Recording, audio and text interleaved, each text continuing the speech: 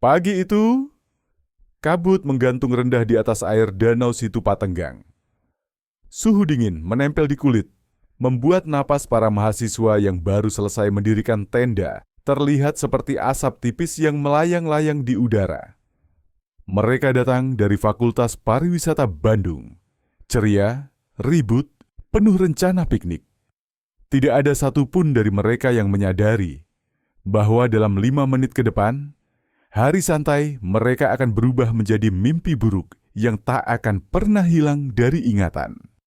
Dua mahasiswa perempuan, Salsa dan Nadia Wulan, berjalan ke tepi air untuk mencari kayu bakar.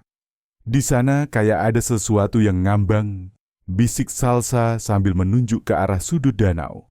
Awalnya mereka mengira itu hanya sampah. Sebuah kantong plastik hitam, menggelembung, berat, tersangkut pada ilalang yang mengambang di permukaan. Nadia mendekat, menggunakan ranting untuk menariknya. Namun begitu ranting menyentuh plastik itu, biur! Air keruh merah kehitaman merembes keluar dari lubang kecil di ujung kantong. Keduanya membeku. Aroma anyir yang menusuk tiba-tiba menampar udara. Jangan-jangan, ini bukan sampah. Suara Salsa bergetar. Nadia memberanikan diri menyentuh simpul plastik itu. Pelan, sangat pelan. Dan saat simpul terlepas, isi kantong itu tumpah sedikit. Apa yang terlihat membuat kedua gadis itu menjerit histeris hingga suaranya menggema di seluruh tepian danau. Beberapa mahasiswa lain berlari menghampiri. Mereka menutupi mulut, menahan mual ketika melihat isi kantong tersebut. Potongan tubuh manusia dipotong rapi. Kulit, jaringan daging, serpihan tulang. Dan di salah satu bagian, tampak tato huruf R.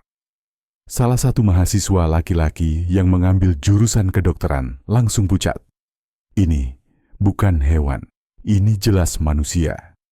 Dalam hitungan menit, suasana piknik berubah menjadi lokasi kejadian perkara. Telepon darurat dilakukan, dan hanya 15 menit kemudian, suara sirene memecah ketenangan Situpatenggang. Mobil polisi berhenti di tepi hutan pinus. Beberapa petugas turun dengan cepat, memasang garis kuning, menghalangi warga dan mahasiswa yang sudah mulai berkumpul. Seorang pria berjaket hitam turun dari mobil terakhir. Langkahnya mantap, tatapannya tajam menembus kabut. Kompol Arif Pratama, perwira yang dikenal tenang sekaligus tegas. Ia tidak mengatakan banyak, hanya mengangguk pada timnya, lalu langsung berjalan ke tepi danau. Kita punya apa? Pak, bukan hanya satu kantong. Petugas menunjuk ke arah air. Ada 2 kantong lain. Mengapung pelan, hampir tidak terlihat karena tertutup kabut. Kompol Arif memerintahkan penyisiran. Dalam beberapa menit, ketiga kantong berhasil diangkat ke daratan. Ketika kantong terakhir dibuka, semua petugas di sekeliling ikut terdiam. Di dalamnya terdapat bagian tubuh manusia lain, dipotong menggunakan alat yang sangat presisi, bukan pembunuhan tergesa-gesa. Ini pekerjaan seseorang yang tahu apa yang ia lakukan. Arif menghela napas pelan. Ini bukan kasus sederhana. Salah satu petugas datang menghampiri. Pak, kami juga menemukan kendaraan mencurigakan sekitar 100 meter dari lokasi. Bawa saya ke sana.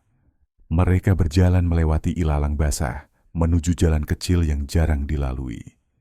Di balik semak-semak tinggi, sebuah sedan warna perak tampak terparkir miring, ditinggalkan begitu saja. Plat nomor bukan berasal dari Bandung. Tidak ada pemilik di sekitar. Kompol Arif membuka pintu depan yang tidak terkunci. Aroma kabin yang lembab langsung menyergap. Di jok penumpang ada map proyek, beberapa lembar blueprint, dan sebuah kartu nama.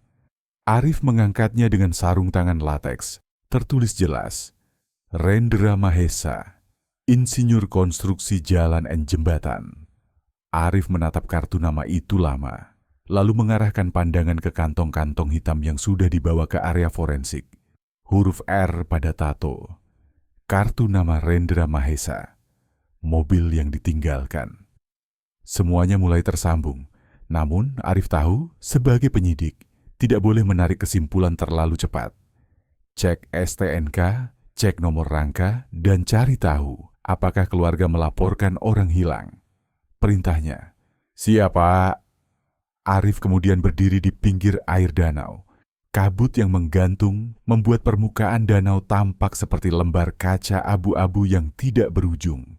Ia menatap dalam-dalam, seolah berharap permukaan air yang dingin itu bisa berbisik sesuatu tentang apa yang terjadi. Namun yang ia dapatkan hanya keheningan. Keheningan yang terasa terlalu tenang untuk sebuah tragedi sebesar ini. Mahasiswa yang menemukan kantong dipindahkan ke tenda pemeriksaan. Beberapa masih menangis, beberapa syok dan muntah. Salsa dan Nadia Wulan hanya mampu duduk sambil memeluk lutut. Wajah mereka pucat seperti baru melihat hantu.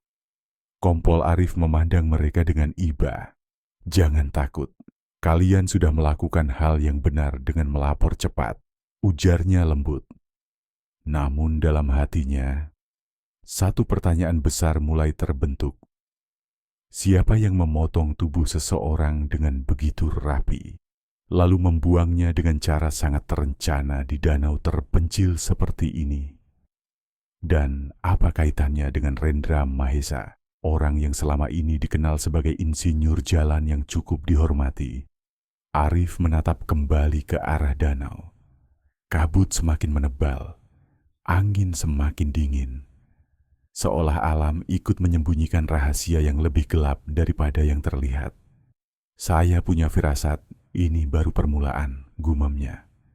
Dan firasat itu tidak salah, karena apa yang akan ditemukan di penyelidikan berikutnya akan membawa kasus ini keluar dari batas kewajaran. Kabut pagi di Situ Patenggang belum sepenuhnya menghilang ketika mobil forensik tiba di lokasi. Kompol Arif Pratama berdiri dengan tangan terlipat, menunggu hasil awal dari pemeriksaan medis. Potongan tubuh di dalam 3 kantong plastik hitam kini tertata di meja stainless yang berkilau dingin. Ahli forensik, Dr. Samsudin, mengangkat wajahnya dari meja pemeriksaan. Tatapannya serius. "Pak, kami sudah dapat estimasi awal." Arif mendekat. "Bagaimana?" "Korban laki-laki, usia diperkirakan antara 30-40 tahun. Tinggi badan, sekitar 107 cm. Kondisi potongan sangat rapi, dibuat dengan alat presisi tinggi." Arif mengangguk perlahan. Namun yang membuatnya berhenti bernapas sesaat adalah kalimat berikutnya. "Dan tato huruf R yang ada di potongan kulit cocok dengan bentuk tato milik Rendra Mahesa berdasarkan foto-foto yang dikirimkan keluarga." Arif bertanya datar, "Keluarga sudah dihubungi?" "Sudah, Pak. Keluarganya melapor 2 hari lalu bahwa Rendra tidak bisa dihubungi sejak tanggal 19 Desember. Mereka mengira ia sedang di luar kota untuk proyek. Tapi setelah mobilnya tidak kembali dan telepon mati total, mereka mulai curiga." Arif menarik napas panjang. "Identitas korban?" "Hampir pasti Rendra Mahesa." Kabar menyebar, dan nama Nadia Salma. Muncul belum sampai 1 jam, rumor mulai beredar di kalangan warga lokal. "Pak, ada warga yang cerita Rendra sering terlihat sama seorang perempuan muda," ujar salah satu petugas lapangan. "Siapa?" tanya Arif. "Namanya Nadia Salma. Katanya bekerja sebagai pelayan di sebuah bar di kota Bandung." Arif mengerutkan dahi. Nama itu terdengar asing, tapi banyak orang menyebutnya dengan nada yang sama. Gadis muda yang sering dibonceng Rendra pada malam hari. "Cari data lengkapnya, segera." Petugas lain menambahkan sedikit ragu. "Ada satu lagi, Pak. Gosip dari para pelanggan bar. Nadia punya hubungan juga dengan seorang pria bernama Bayu Kurnia, mantan tentara, pernah jadi manajer bar, tapi keluar tiba-tiba." Arif berhenti menulis. "Keduanya dekat dan tidak akur." "Sepertinya begitu, Pak. Ini mulai mengarah ke sesuatu." Rekaman CCTV. Malam terakhir beberapa jam kemudian, rekaman CCTV dari Jalan Raya Bandung berhasil dikumpulkan. Operator menunjuk layar. "Ini mobil Rendra, Pak. Tanggal 19 Desember, pukul 24.47. Mobil sedan perak melaju tenang. Kemudian berhenti di depan sebuah gang sempit. Gang itu menuju kos-kosan Nadia. Arif mempersempit layar. Di rekaman jelas terlihat. Rendra turun dari mobil, membawa sesuatu seperti bungkus kado. Ia mengetuk pintu kamar nomor 2A. Dan kemudian, pintu terbuka. Seorang perempuan rambut panjang diduga Nadia menyambutnya. Mereka bicara sebentar. Lalu Rendra masuk ke dalam. Setelah itu, kamera mencatat sesuatu yang membuat seluruh ruangan merinding. Tidak ada rekaman Rendra keluar dari kamar itu. Tidak pada malam itu. Tidak pada hari berikutnya. Tidak pernah. Arif menutup mulutnya sejenak. Jadi, inilah titik terakhir ia terlihat hidup. Penggerebekan kos-kosan Nadia sore harinya. Arif dan tim menuju rumah kos di gang kecil itu. Warga sekitar sudah berkumpul, berbisik-bisik penuh ketakutan. "Pak, kamar itu sejak 2 hari lalu kosong," ujar ibu kos. "Perempuannya pergi, bawa koper. Laki-laki yang sering datang juga menghilang." "Laki-laki?" tanya Arif cepat. "Iya, tinggi, tegap, seperti tentara." "Itu Bayu kalau tidak salah." Arif langsung mengeluarkan sarung tangan. Buka pintunya.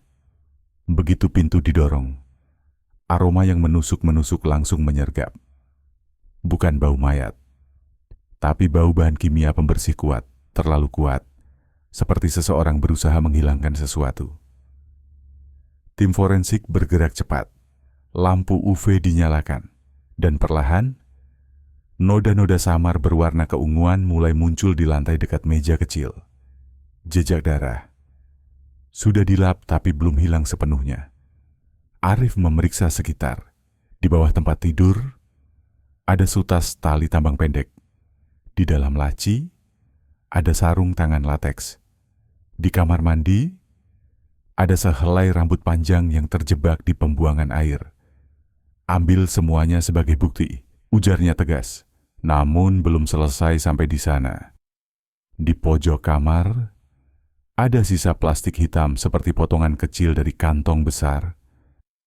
Teksturnya sama persis dengan kantong yang ditemukan di danau. Arif mendekat, menyentuhnya dengan penjepit logam. "Ini potongan kantong yang sama." Petugas menelan ludah. "Pak, berarti korban mungkin dipotong di sini lalu dibawa ke danau?" Arif tidak menjawab, tapi matanya berbicara.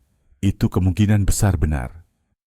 Keterangan manajer bar malamnya, Arif menemui manajer bar tempat Nadia bekerja. Pria itu gelisah, berkeringat dingin. "Saya sudah dengar berita di TV, Pak. Jangan bilang Nadia terlibat." "Kami tidak menuduh," jawab Arif. "Kami hanya butuh informasi." Manajer itu menghela napas panjang. Mereka, Nadia dan Bayu, sudah tidak masuk kerja sejak malam 19 Desember. Malam yang sama saat Pak Rendra terakhir terlihat. Arif mencondongkan tubuh. "Berarti mereka menghilang bersamaan?" "Betul, Pak. Sejak malam itu, dua-duanya." Arif mencatat cepat. "Hubungan mereka bagaimana?" "Ribet, Pak." Pria itu menatap lantai. "Terkadang Nadia datang dengan Rendra, terkadang dengan Bayu. Keduanya sama-sama cemburuan. Pernah lihat mereka ribut di luar bar." Arif mengangkat alis. "Ribut seperti apa?" "Bayu marah, Nadia menangis. Lalu Rendra muncul dan suasana makin kacau. Sejak itu, Bayu sering menatap Rendra dengan pandangan yang tidak enak, Pak. Pandangan orang yang menyimpan sesuatu." Arif menyatukan semua informasi. Rendra sering bersama Nadia. Nadia dekat dengan Bayu. 3 orang dalam satu hubungan rumit. Rendra hilang malam berkunjung ke kos Nadia. Ruang kos ditemukan jejak darah, tali, sarung tangan. Mereka berdua, Nadia dan Bayu, menghilang malam yang sama. Sebuah pola mulai terbentuk. Namun masih ada bagian yang hilang, motif. Kesimpulan, sementara kembali ke mobil, Arif duduk sendirian beberapa menit. Ia memejamkan mata. Potongan tubuh di danau, tato R, mobil Rendra, CCTV, kamar kos penuh jejak pembersihan. Nadia hilang, Bayu hilang. Tidak adanya rekaman Rendra keluar dari kos adalah bukti paling diam, namun paling keras. Dan Arif tahu, apapun yang terjadi di kamar itu, terjadi di antara 3 orang yang saling terikat emosi. Ia menatap catatan terakhir.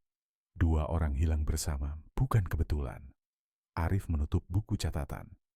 Kasus ini baru masuk tahap awal, tetapi jalur investigasi sudah jelas. Cari Nadia Salma. Cari Bayu Kurnia. Karena jawaban kematian Rendra ada pada mereka berdua. Arif menatap gelap malam Bandung. Mulai besok, perburuan dimulai. Angin malam Bandung bertiup pelan, membawa hawa dingin dan suara jauh kendaraan yang terdengar seperti dengungan tak berakhir. Di dalam ruang penyidik, Kompol Arif Pratama menatap tumpukan dokumen baru yang diserahkan tim Intel.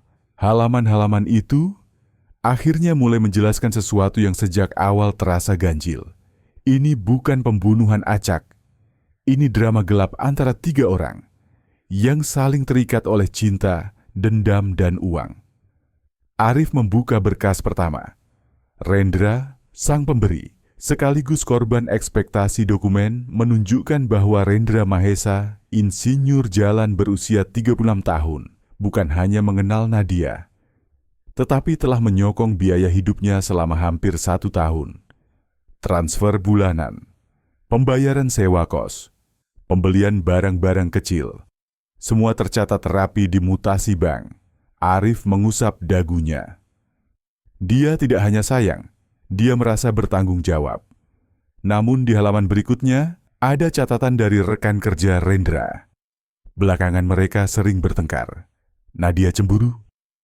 Rendra ingin mengakhiri hubungan. Arif menutup berkas sejenak. Cemburu dan ketergantungan finansial, kombinasi yang berbahaya. Nadia, antara ketergantungan dan luka hati. Profil Nadia memperlihatkan 2 sisi yang kontras. Tampak lembut, pendiam, tetapi emosinya meledak jika merasa ditinggalkan. Beberapa pesan yang ditarik dari ponsel cadangan Rendra memperjelas dinamika itu. Di layar, Arif membaca, "Mas, jangan tinggalin aku, kita ngomong baik-baik. Kalau Mas pergi, aku nggak tahu lagi harus gimana. Kita ketemu terakhir kali ya, aku janji nggak ribut." Kalimat itu, ketemu terakhir kali, sama persis dengan catatan kehilangan yang dilaporkan keluarga. Arif merasakan firasat buruk menghampiri, sebuah hubungan yang tergantung finansial. Ditambah keinginan mengakhiri, sering menjadi pemicu kekerasan dalam banyak kasus serupa. Bayu Kurnia, cinta posesif yang meledak jadi ancaman. Nama berikutnya di berkas, Bayu Kurnia, mantan tentara, mantan manajer bar, pria bertubuh tegap dengan temperamen keras. Catatan saksi mengatakan, Bayu mengontrol gerak-gerik Nadia. Bayu tidak suka Nadia dekat dengan pelanggan bar. Bayu pernah mengancam seseorang yang memberi tip terlalu banyak kepada Nadia, dan yang paling penting, Bayu mengetahui hubungan Nadia Rendra. Namun, ia tidak pernah bisa menghentikannya. Arif menutup mata sejenak. Jadi, 3 orang ini terjebak dalam lingkaran emosi yang saling menelan. Bukti baru, surat ancaman yang dikirim ke kantor Rendra. Seorang staf perusahaan tempat Rendra bekerja datang membawa amplop. "Pak, 2 hari sebelum Pak Rendra hilang, kantor menerima surat ini. Kami pikir itu lelucon. Tapi setelah lihat berita, saya takut itu ada hubungannya." Arif membuka amplop. Di dalamnya ada selembar foto Nadia dan Rendra sedang duduk berdua. Tulisan tangan kasar. "Berhenti ganggu hidup orang. Ini peringatan terakhir." Tidak ada tanda tangan. Tidak ada pengirim. Hanya ancaman dan rasa marah yang menetes dari setiap hurufnya. Arif menatap foto itu dalam-dalam. Bayangan Rendra yang tersenyum kecil, Nadia yang tampak gelisah, dan seseorang yang sangat tidak rela melihat foto itu. Pesan terakhir Rendra tim digital forensik menemukan pesan yang belum terhapus otomatis di cadangan server. Aku ke tempatmu ya. Kita ketemu terakhir kali. Aku mau jelasin semuanya. Waktu pesannya, 19 Desember pukul 18.12. Arif mencatatnya. Ini adalah jam yang sama ketika CCTV menangkap mobil Rendra menuju kos Nadia. Jadi Rendra datang dengan niat baik, tapi ia tidak pernah keluar lagi. Keterangan saksi, rencana malam damai. Seorang teman kerja Nadia di bar memberikan pernyataan. Nadia bilang malam itu dia mau selesain semua masalah. Dia bilang, malam ini aku mau damai sama semuanya. Tapi caranya ngomong, bikin saya merinding, Pak. Arif mengerutkan dahi. Damai dengan siapa? Dengan dua-duanya, katanya. Arif menulis cepat. Rendra diminta datang. Bayu jelas tidak pernah bisa menerima perpisahan baik-baik. Nadia berada di tengah situasi ideal untuk kekacauan. Namun pernyataan berikutnya membuat Arif membeku. Tapi Nadia tidak pergi sendirian, Pak.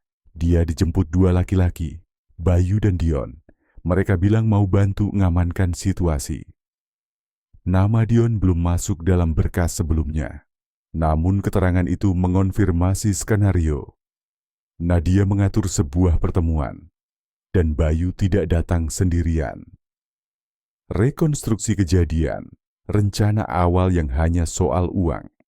Berdasarkan keterangan saksi dari sekitar kos, laporan digital, dan bukti forensik, Arif merangkai kronologi. Nadia menelepon Rendra.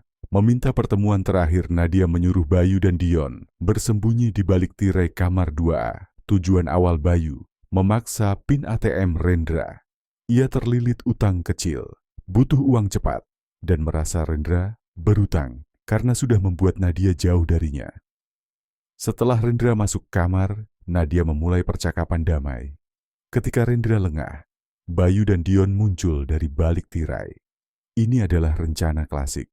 Penculikan ringan, pemerasan, lalu kabur. Arif menuliskan, motif awal kagok sahis uang. Namun itu belum menjelaskan mengapa tubuh Rendra berakhir dalam kantong plastik hitam. Kunci, emosi Nadia meledak, bukan bagian dari rencana. Kesaksian tetangga kos memberikan detail penting. Saya lewat depan kamar, Nadia menangis, Pak. Suaranya keras, kayak kecewa banget. Saya kira bertengkar biasa. Arif mulai memahami. Nadia tidak hanya ingin uang. Ia menginginkan sesuatu yang lebih. Sesuatu yang selama ini menghantuinya. Pengakuan, perhatian, dan balas dendam halus karena merasa ditinggalkan. Bayu ingin uang. Dion ikut membantu. Tapi Nadia membawa api lain ke dalam ruangan itu. Dan api itu mengubah rencana sederhana menjadi tragedi. Simpulan Arif, ada yang tidak sesuai dengan skenario awal. Arif berdiri di depan papan investigasi. Ia menulis 3 nama. Rendra, Nadia, Bayu. Lalu menarik 3 garis merah. Cinta, kecemburuan, emosi pecah uang, rencana pemerasan luhur dalam gelap. Setelah itu Arif menarik 1 garis besar mengelilingi semuanya. Pertemuan 19 Desember bukan pertemuan damai. Itu adalah jebakan. Dan dalam jebakan itu, Rendra tidak pernah punya kesempatan keluar hidup-hidup. Arif menatap catatan terakhirnya. Ketika emosi mengambil alih, rencana sekecil apapun bisa berubah jadi bencana. Ia menutup map perlahan. Dan dengan nada datar, ia berkata pada tim, mulai sekarang, fokus pencarian adalah Nadia, Bayu, dan Dion. 3 orang yang memulai segitiga ini, dan 3 orang yang tahu bagaimana permainan ini berakhir. Malam 19 Desember, hujan rintik turun pelan di atas gang sempit yang mengarah ke rumah kos Nadia. Lampu-lampu jalan berkelip lemah, memantulkan bayangan basah di permukaan aspal. Udara dingin. Namun di dalam kamar nomor 2A, suasana jauh lebih panas, jauh lebih tegang. Nadia duduk di tepi ranjang, jari-jarinya gemetar. Wajahnya pucat, namun matanya merah, bekas menangis terlalu lama. Di balik tirai tipis, 2 sosok bersembunyi. Bayu Kurnia, tubuh tegap, Rahang mengeras. Dan Dion, lebih muda, namun sama-sama gugup. Bayu berbisik, begitu dia masuk, tunggu isyaratku, kita harus cepat, ambil pinnya, lalu selesai. Dion menelan ludah. Kalau dia melawan, Bayu menatap tajam. Dia nggak akan sempat. Nadia memejamkan mata sejenak. Pertemuan ini, yang awalnya ingin ia jadikan malam damai, sudah berubah sejak Bayu memaksa ikut. Dan Nadia tidak tahu, apakah ia masih mengendalikan emosi dirinya sendiri. Ketukan di pintu tok, tok, tok. Suara itu membuat Nadia tersentak. "Nat, aku datang." Suara Rendra terdengar lembut dari balik pintu. Nadia menahan napas, lalu membuka. Rendra berdiri di sana, sedikit basah oleh hujan, membawa sekotak hadiah kecil. "Aku cuma mau, ya, kita bicara baik-baik," katanya pelan. Nadia tersenyum kaku. "Masuk, Mas." Saat Rendra masuk, tirai di sudut kamar kembali diam. Namun di baliknya Bayu menggenggam erat sebuah tali pendek. Dion memegang sehelai kain. Rendra duduk. Nadia menuangkan 2 gelas minuman. Tangan bergetar. "Aku beneran minta maaf kalau selama ini bikin kamu sedih," ujar Rendra sambil mengangkat gelas. "Aku cuma mau semuanya jelas." Dan tepat ketika gelas itu menyentuh bibirnya, Bayu menerobos keluar. Kejadian berlangsung dalam hitungan detik, jangan gerak. Rendra terlonjak. Gelas jatuh, pecah. Dion langsung menutup mulut Rendra dengan kain, sementara Bayu menekuk kedua tangannya ke belakang dengan kekuatan luar biasa. Rendra mencoba melawan, namun 2 lawan 1. Di ruangan sempit, tidak memberi banyak pilihan. "Diam, jangan bikin susah," teriak Bayu. Rendra menggeleng-geleng, mencoba bicara, tapi suara tersumbat kain. Nadia berdiri terpaku, antara kaget, takut, dan tersayat oleh rasa sakit lama yang kembali meletup. Bayu menyeret Rendra ke kursi, mengikat kedua tangannya dengan tali.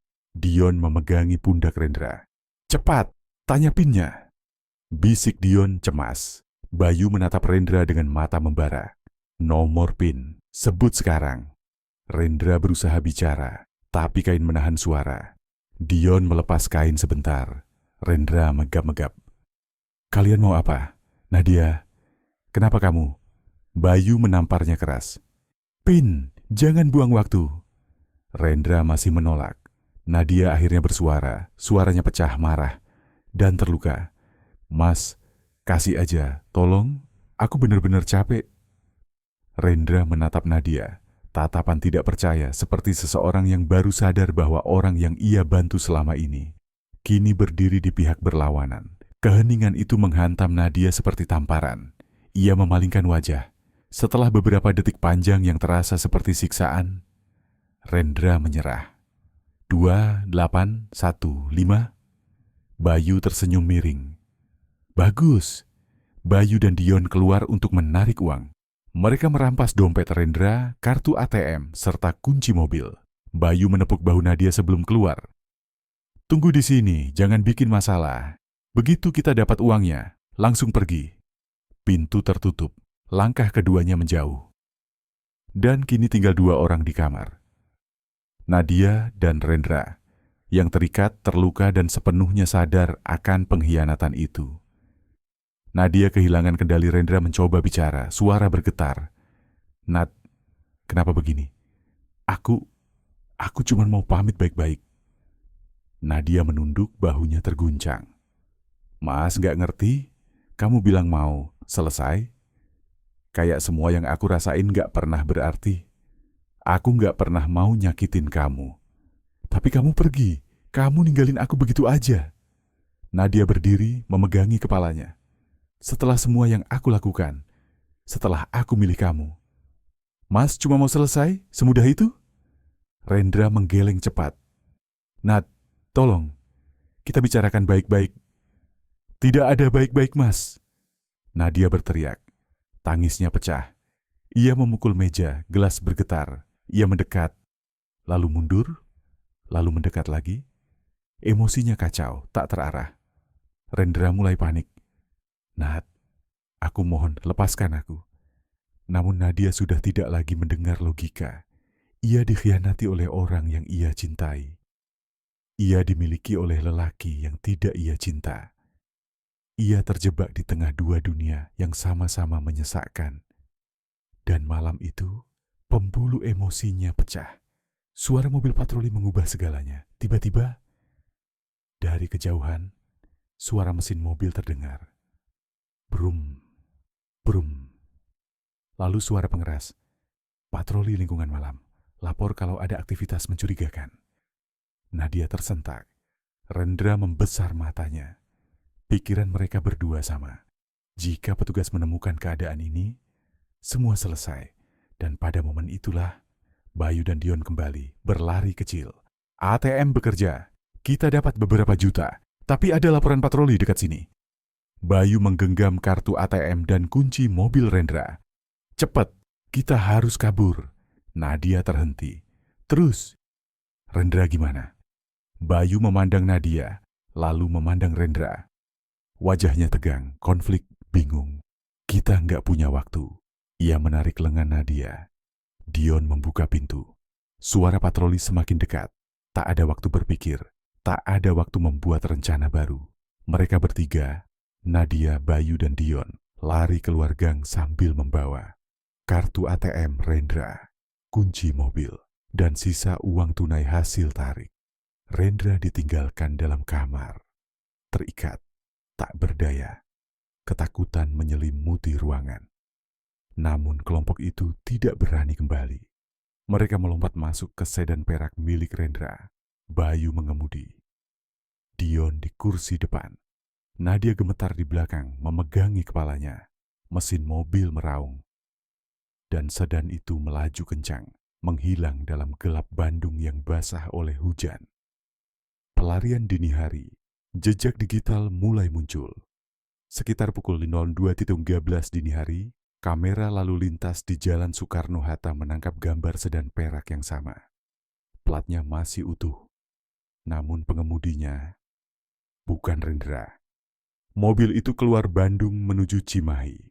Dalam waktu 40 menit, catatan bank mencatat, tarik tunai 3 kali di Bandung, tarik tunai 2 kali di Cimahi, total nilai mencapai belasan juta rupiah. Semua menggunakan PIN yang dipaksa dari Rendra. Arif yang sedang memeriksa data digital hanya bisa menggeleng. Ini bukan pelarian terencana, ini panik, brutal, tanpa arah. Dan itu berarti satu hal, mereka masih membuat kesalahan, dan kesalahan itu akan membawa polisi mendekat. Malam 19 Desember, yang awalnya dimulai dengan gelas minuman dan niat untuk bicara terakhir kali, telah berubah menjadi malam kekacauan yang mengantarkan Rendra ke takdir tragis dan membawa 3 orang ke jalan pelarian tanpa rencana, tanpa tujuan jelas, dan tanpa kesempatan untuk mundur lagi. Pagi itu, suasana di ruang komando Polrestabes Bandung terasa berbeda. Tidak ada lagi spekulasi, tidak ada lagi teka-teki. Semua petugas tahu, malam 19 Desember telah selesai dipetakan. Pelakunya bukan bayangan. Mereka nyata. Dan mereka harus ditemukan sebelum menghilang sepenuhnya. Kompol Arif Pratama berdiri di depan layar besar yang menampilkan rangkaian bukti. CCTV Jalan Raya Bandung Cimahi, gambar mobil sedan perak, transaksi ATM yang dilakukan berurutan. Wajah Nadia dan Bayu dari rekaman bar Arif menunjuk peta digital. Pelarian mereka tidak rapi. Tarik tunai ini, dan ini, semuanya meninggalkan jejak. Mereka menuju Jakarta. Tim mengangguk. Operasi pencarian resmi dimulai. Pukul 06.40 pagi, laporan dari petugas intelijen daerah Jakarta masuk. "Pak Arif, kami menemukan seseorang yang sangat mirip dengan ciri-ciri Nadia Salma. Dia berada di terminal Kampung Rambutan. Bawa 1 tas besar, sangat gelisah." Arif langsung mengambil alih koordinasi. "Jangan dekati dulu, tunggu tim cadangan. Pastikan jalur keluar ditutup." Di terminal, suasana hiruk-pikuk. Bus antar kota tiba silih berganti. Pedagang lewat sambil memanggil penumpang. Di tengah keramaian itu, Nadia duduk di bangku besi, menunduk, memeluk tasnya. Ia tampak seperti seseorang yang telah berlari sepanjang malam. Bukan hanya dari polisi, tetapi dari dirinya sendiri. Ketika tim mendekat dari 3 arah, Nadia hanya sempat menoleh sekali. Saudari Nadia Salma, Anda ditangkap. Ia tidak melawan, tidak berteriak, tidak menangis, hanya menutup matanya. Seolah hukuman yang ia takutkan sejak awal akhirnya datang juga. Sementara itu di Karawang, laporan lain masuk. Pak, ada 2 pria mencoba menjual sedan perak tanpa surat lengkap. Lokasinya di pasar mobil bekas. Plat nomor sudah dilepas. Arif menggerakkan tim terdekat. Ketika polisi tiba, mereka mendapati Bayu dan Dion berdiskusi tegang dengan seorang pembeli. Pembeli itu curiga karena mobil terlalu bersih, terlalu rapi, dan harga yang mereka tawarkan terlalu rendah. Sebelum keduanya sadar sedang dikepung, polisi bergerak. Angkat tangan. Bayu mencoba kabur, namun dijegal petugas. Dion langsung tiarap, ketakutan. Penangkapan berlangsung hanya dalam 15 detik. Mobil Rendra, barang bukti paling penting, akhirnya kembali ke tangan polisi. Arif menerima laporan itu dengan wajah tegang, namun lega. 3 orang, semua sudah tertangkap. Sekarang waktunya mencari kebenaran penuh. Nadia diperiksa lebih dulu. Ia duduk diam, tangan terlipat, mata sembab namun tidak memberontak. Arif menatapnya. Nadia, kami tahu kamu tidak memegang pisau, tapi kamu kunci dari semua ini. Katakan apa yang terjadi. Nadia menggigit bibirnya. Butuh hampir 2 menit sebelum suaranya muncul. Lemah, pecah, namun jujur. Aku cuma ingin dipilih. Arif diam. Nadia melanjutkan. Mas Rendra bilang mau putus. Mau selesai, tapi aku udah menyerahkan semuanya. Waktu, perasaan hidupku. Ia menatap lantai. Bayu juga. Dia nggak mau lepasin aku. Dua-duanya tarik aku ke arah berbeda. Dan aku cuma ingin salah satunya bertahan. Arif mencondongkan tubuh. Jadi kamu mengatur pertemuan itu? Nadia mengangguk perlahan. Tapi aku tidak pernah minta mereka menyakiti Mas Rendra. Awalnya cuma mau bicara. Cuma mau dia dengar aku. Dan mungkin pilih aku. Arif membuka berkas bukti. Lalu kenapa kamu biarkan Bayu memaksa Pin? Kenapa kamu tidak hentikan mereka? Nadia menutup wajahnya. Air mata jatuh pelan. Karena aku marah. Aku terluka. Aku merasa dia bohong. Dan harus merasakan sedikit saja sakit yang aku rasakan. Ia terisak.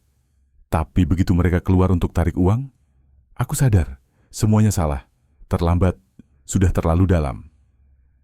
Arif menuliskan 1 kalimat. Nadia etimotif, ingin dipilih dan ingin balasan atas kebohongan. Bayu duduk dengan wajah keras. Gua cuma mau uangnya, itu aja. Gua nggak mau bunuh siapapun. Arif menatap dingin. Kamu menyerang dia, mengikat dia, mengambil kartunya. Itu rencana. Dapat Pin tarik uang pergi, sudah. Lalu kenapa kabur? Bayu membentak kecil. Karena ada patroli, gua panik. Walau begitu, setelah itu gue juga nggak tahu harus apa. Dion lebih gugup, membenarkan. Aku cuma ikut bantu, cuma itu Pak. Aku nggak ngerti hubungan mereka. Yang aku tahu, Bayu bilang cuma mau ambil uang buat bayar utang. Keduanya mencoba meminimalkan peran masing-masing. Tetapi bukti digital, CCTV, dan kesaksian Nadia sudah cukup mengunci posisi mereka. Hari ketiga interogasi, Nadia akhirnya memberi kalimat yang menutup semua. Aku bukan mau dia mati. Aku cuma ingin dia mengerti bahwa aku terluka. Tapi emosi aku, kontrolnya hilang. Aku biarkan semuanya terjadi. Ia menunduk. Kalau aku bisa ulang, aku mending pergi malam itu. Arif mengangguk pelan. Di hati kecilnya ia tahu, Nadia bukan monster, tapi manusia yang terseret kombinasi salah. cinta, nafsu, ketergantungan, dan luka batin. Dan gabungan 4 hal itu bisa membunuh siapa saja tanpa pisau di tangan. 2 bulan kemudian, ruang sidang penuh wartawan. Kasus ini telah menjadi headline di seluruh Jawa Barat. Hakim membacakan vonis. Untuk Bayu Kurnia, 25 tahun penjara. Ia dianggap pelaku utama kekerasan fisik, pemerasan, dan menyebabkan kematian. Untuk Dion, 18 tahun penjara. Perannya sebagai pembantu pelaku membuat hukumannya lebih ringan. Dan akhirnya, untuk Nadia Salma, hukuman penjara seumur hidup, ruangan terdiam. Hakim menjelaskan, Nadia tidak memegang senjata, tetapi tanpa rencananya, korban tidak akan berada di kamar itu. Ia memicu, mengatur, dan membiarkan semuanya. Ia bekerja sama dan memberikan informasi penting setelah kejadian. Karena kerja sama ini, ujar hakim, hukuman mati tidak diterapkan, namun tanggung jawab moral dan hukum tetap besar. Nadia menutup mata, menerima keputusan itu tanpa protes. Di luar pengadilan, keluarga Rendra menemui Arif. Istrinya berkata pelan, "Kami memilih memaafkan, bukan karena mudah, tetapi karena kami harus hidup." Arif menunduk hormat.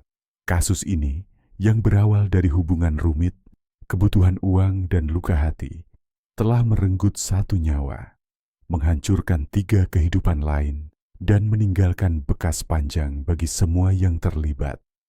Namun dari semua itu, satu pelajaran muncul jelas. Ketika cinta tercampur dengan nafsu, iri, dan luka, cinta bisa berubah menjadi kejahatan. Bukan karena niat, tapi karena manusia tidak mampu mengendalikan apa yang membakar di dalam dirinya. Kasus ditutup, berkas disimpan, dan hidup perlahan bergerak lagi.